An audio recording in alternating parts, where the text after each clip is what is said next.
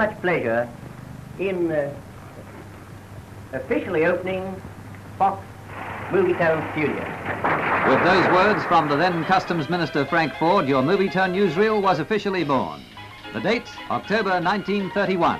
And looking back 35 years, we've built up quite a family album. Among our souvenirs, our first camera trucks.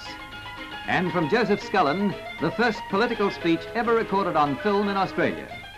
I welcome very cordially the opportunity extended to me through the medium of Fox Movietone News to address a message to the people of all countries of the world.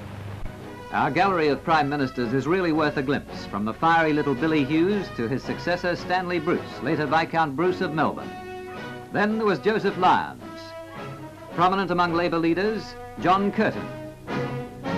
And one of the most revered, Ben Chifley, who toured Japan after the war, seeing A-bomb devastation at first hand.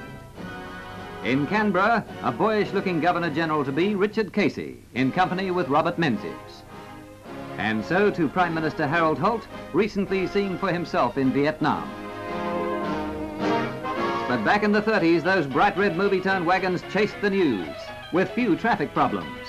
Cherchez la Femme was keenly played by all our cameramen, leaving us this record of beauty and sex appeal. Our cameras have captured the faces of pioneers of the air like Sir Charles Kingsford Smith, whose exploits with Charles Ulm and others laid foundations in history.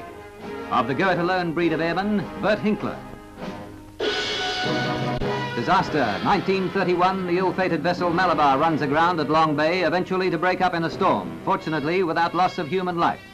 Uncontrollable bushfires ravaged Victoria in 1939 and New South Wales Blue Mountains in 1957. Movietone's cameramen risked their lives to record the eruption of Mount Lamington, which claimed 4,000 lives.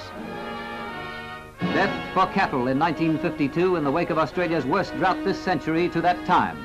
Sensation at Sydney Airport as Movietone captures exclusive motion pictures of the departure of Mrs. Petrov, later to be granted political asylum with her